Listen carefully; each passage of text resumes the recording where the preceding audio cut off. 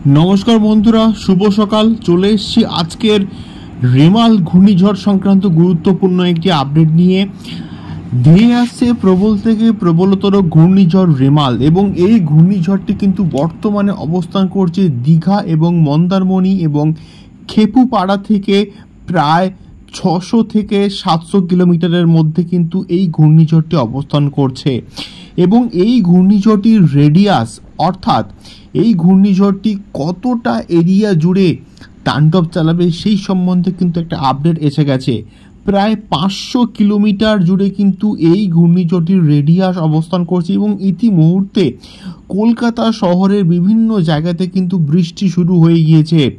এবং তার সঙ্গে সঙ্গে আরও একটা আপডেট উঠে আসছে, এই ঘূর্ণিঝড়টির এতটাই গতিবেগ থাকবে, অর্থাৎ বায়ুর ঝাপটা, অর্থাৎ আমরা যাকে উইন্ড গাস্ট বলি, সেই গাস্টিং প্রায় 140 কিলোমিটারের কাছাকাছি অবস্থায় কিন্তু থাকবে।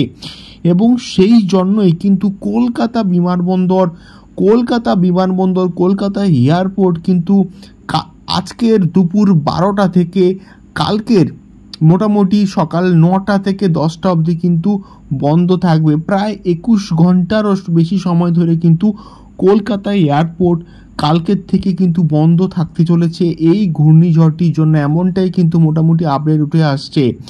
এবং এই ঘূর্ণিঝড়টি জলভাগে অনেক বেশিক্ষণ থাকার ফলে এই ঘূর্ণিঝড়টি কিন্তু অনেকটাই বেশি শক্তি সঞ্চয় করছে, এবং তার ফলে এই ঘূর্ণিঝড়টির বিধ্বংসী লীলা আরও অনেক প্রবল থেকে প্রবলতর কিন্তু হওয়ার সম্ভাবনা দেখা দিচ্ছে।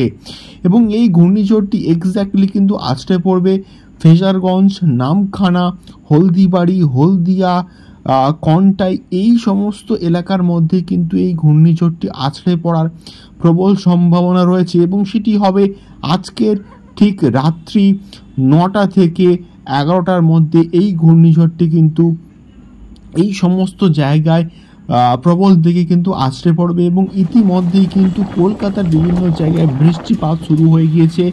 কলকাতাতে মেঘের আনাগোনা, কলকাতাতে হালকা হালকা ঝোড়ো হাওয়া কিন্তু বইছে এই ঘূর্ণিঝড় রেমালের প্রভাবে। এবং এই ঘূর্ণিঝড়টি ইয়াস এবং আমফানের কথা কিন্তু মনে করিয়ে দেবে, এবং এর প্রভাবে কিন্তু প্রচুর কিন্তু অতি ভারী বৃষ্টিপাত এর সম্ভাবনা কিন্তু রয়েছে, এমনটাই কিন্তু জানিয়েছে আবহাওয়া দপ্তর। এবং বিশেষ করে দক্ষিণবঙ্গের বিভিন্ন জেলাতে, বিভিন্ন অংশে, দক্ষিণ 24 পরগনা, উত্তর 24 পরগনা, পূর্ব মেদিনীপুর, কলকাতা, এই সমস্ত জায়গাতে কিন্তু প্রবল থেকে প্রবলতর বৃষ্টিপাতের আশঙ্কা কিন্তু রয়েছে। এবং ইতিমধ্যেই সেই বৃষ্টিপাত শুরু হয়ে গিয়েছে, এবং মেঘের আনাগোনা এবং তার সঙ্গে সঙ্গে হালকা ঝোড়ো হাওয়ার প্রভাব এই সমস্ত কিন্তু শুরু হয়ে গিয়েছে অলরেডি আমাদের দক্ষিণবঙ্গের বিস্তীর্ণ এলাকাতে। এবং এটি যখন ল্যান্ডফল করবে, এটার ম্যাক্সিমাম কিন্তু গতিবেগ হতে পারে প্রায় 110 থেকে 120 কিলোমিটার প্রতি ঘন্টা, অর্থাৎ, এবং